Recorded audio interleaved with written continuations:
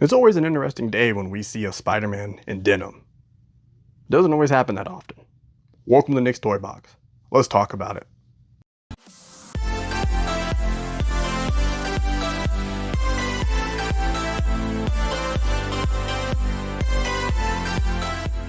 Welcome to Nick's Toy Box, your place for everything Hot Toys, Marvel Legends, and other collectibles.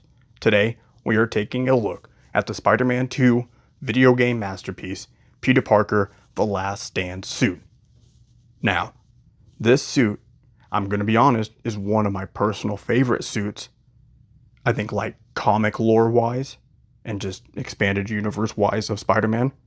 In the game, it is a really cool suit, but I got this more so for the outside adaptation. Once again, we are seeing Hot Toys follow the trend of making this a limited run, a limited drop, a limited number release. It releases a lot quicker that way, but less people can get their hands on it. That aside, I'm curious to see how this Spider-Man holds up because he's very different. And once we unbox him, I think you'll understand why. But before we do that, if you could take a moment to subscribe, it really helps me out. Now, this packaging isn't anything new. It's real standard from what we have seen for Spider-Man 2 video game masterpiece releases from Hot Toys. With that, I love it. Don't fix what ain't broke. I love this look. Of course, my biggest gripe is going to be that the pictures on it are from the game itself and not the actual figure. That's always a personal gripe. But beyond that, I love it. I love how you get the look of like the denim jeans on the top and bottom of this packaging. I love all the intricate webs and all this design that is thrown throughout this packaging. They almost always all feel unique to the alternative skin, which I absolutely can appreciate. Now, once we get that cover off, we are greeted with these really cool grid patterns and layouts that we have come to know and expect from the Spider-Man 2 line. I personally think it's really cool. Love the glitching effects. Everything about these are really, really cool. These weird digitized patterns. All of it is really cool and it's really unique.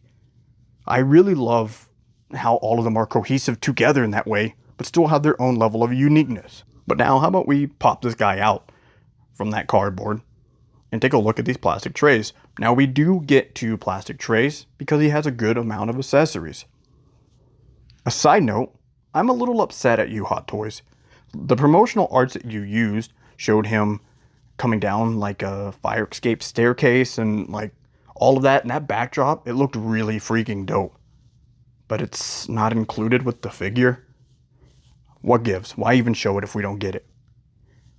Beyond that though, pretty standard Spider-Man accessories. We get the Spider-Man 2 webs, so we get the tri-webs. We get a good amount of thwipping webs and swinging webs, and we even get the curled web that goes underneath his hand for the showing the swinging effects in full effect. I love all of these webs. I love the kind of whiteness to them. They really stand out, and I think they're all molded exceptionally well. It's one of those things where I don't even know. I think they're really, really cool. I myself, for some of these alternative suits, I try to get them in other poses that don't really focus around the swinging. But I love the dynamic amount of webs that we do get because, for a figure like this, you want to have options and you want to have choices. And I'm so glad that Hot Toys continuously does that for us. Now, it's always cool when we get some of the gadgets from the game, especially something like this for the fighting. Why it came with the Last Stand suit, I'm not 100% sure. I would have preferred, I think, with the advanced suit or something along that effect. Regardless, though, I love getting them, and I'm not going to say no to it. And the fact that it can connect to his base and show it in on the action is always a plus, in my opinion.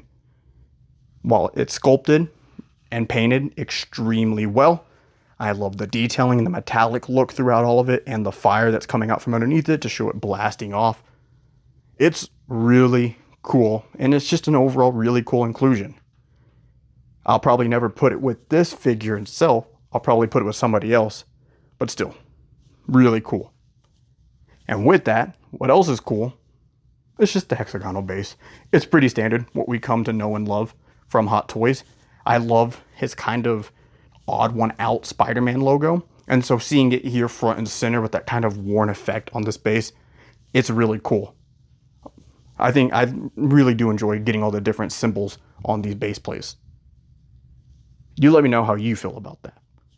But beyond that, this is your standard one with the waist grabber for maximum Spider-Man posing.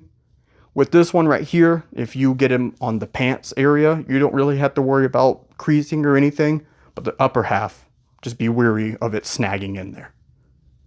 Now we get the robotic arms, which have been a staple for this wave, but I love the rustic and worn down look of these ones.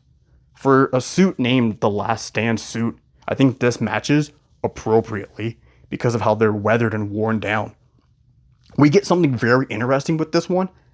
That's a magnetic attachment for them, which we haven't seen on any of the other ones. I, going into it, was super wary because I know how heavy these can be.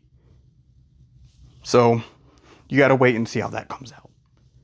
I love the inclusion of this Oscorp canister with the symbiote inside. Not only is it painted and sculpted and done wonderfully with that green kind of glowing effect in there, it really feels alive. But I wanted this canister from the moment I saw it in the game. I was like, man, I would love to have that for one of my figures. And so I was really surprised when I saw it. Doing a quick little look here. Here's the man himself, the Last Stand suit, Peter Parker. First-hand impressions, that red against that black is absolutely stellar, mind-blowing stuff here. But that's just a quick little look. No big spoilers here yet. But I will say, I'm a sucker for this suit, and having it in the 1/6 scale is really mind-blowing because it looks so freaking good. With the boots, the pants, the leather jacket look, it's awesome. And we get 5 alternative pairs of hands. Well, 5 hands total, 4 alternatives, a set already on there. And we get a good array. I love how they're textured and they definitely look like actual gloves and not like a suit, because this is a special suit for Spider-Man. And I love it. It really reflects super well on all of these hands. And definitely when you look on the bottom part and you can see where the black is supposed to be. Excellent work, Hot Toys. This is really sweet. And of course, for your typical thwipping fashion, it can get popped off and replaced so the webs can actually attach in the hand. Super great, and I love this method. So that way, you can have clean hands if you don't actually want a web popped in there. But overall, the choice and array of hands that we get for this Hot Toys Spider-Man is absolutely superb. Of course, I would always love to get more actual fist hands and hands meant to hold webs. I hate when they kind of get conjoined into one, but whatever. I just think that's just the way life is now. So for me to keep griping on it forever just seems a little silly. But yeah, I love the amount of hands that we do get, and I love the way that they are done. So I'm impressed. We do get alternative eyes as well. I'm going to be honest, I don't care for them all that much just because they don't look like the Last Stand suit. But enough about that. Let's throw this guy on the turntable and get a quick look at him uninterrupted by my hands or anything else. Like I've said a million times, this dude looks so good. And he is such a special looking Peter Parker. I never thought, growing up at least, that seeing a more normal looking everyday suited kind of spider with like pants and a leather jacket and boots would be one of my favorite costumes. But here we are. It's got this rugged look and this kind of look of desperation of a job still needs to be done regardless of how the suit looks. And it's pulled off super well, is what I'm trying to say, in the 1/6 scale. Posing him with his bottom half, which you will see, works super well. And overall, I am super impressed with the look and the overall quality. I was on the fence a little bit, admittedly, but I mean, come on, you look at those kind of red sew lines on the pants to match the red of his jacket and his mask. It's absolutely stellar. So, I'm really excited to grab this guy and get up a little bit closer so we can get a good hand look at the Peter Parker Last Stand suit. You let me know in the comments though how you think about them. Man, I love this suit, especially up close and personal. I love that kind of worn look a bit that we see on this red leather. Oh my gosh, I'm sorry. I'm kind of fangirling right now, aren't I? And these pants, they definitely look worn. And they have these nice creases and they move and they feel real and the pockets are real. Like, what? This dude is legit. This is one of the ones where, like, I would almost want to get another head sculpt and put it on there for like an unmasked one. The boots are done super well. We even got like the red tighties underneath for like, to show you he still got the red on underneath because you never know when this is going to get ripped up in battle. But even with the boots, he still has some toe bins inside of there. Everything about this dude is just done excellent. Like I said, alternative eyes. I myself am not a huge fan of them. I'm glad that we do get them as an accessory, especially for those who probably like them more than I do. Just me personally, they kind of take away from the look of The Last Stand because they kind of have some of those like robotic look to them that we would see from the upgraded like advanced suit. I am glad we have them because you can give him a more serious look if you wanted. However, I myself love those big eyes on this mask, especially since the mask doesn't have any web lines. The bigger white eyes with that thick, like black border, it really sells it. Let's talk about it. That's the magnet. The magnet is super strong, which right off the bat is a sigh of relief because I was really worried. But then we kind of get into an issue pretty quickly. And first of all, you got to kind of force these guys in there. There's a lot more resistance on these than the other ones. And then almost immediately, the weight starts pulling. I was worried a little bit at first, like, well, maybe I'm just angling it really weird. But as I kept popping these other guys on, I quickly realized that, yeah, unfortunately, you can do some good posing with it. You just have to pose accordingly.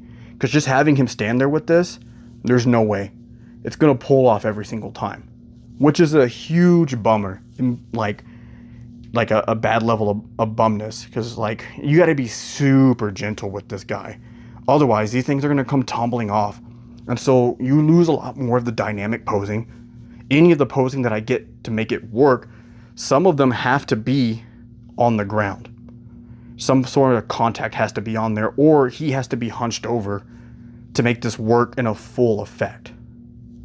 While I am glad that we get them, I would prefer that if we were going to get them, could we get them in a way that doesn't require this level of like planning?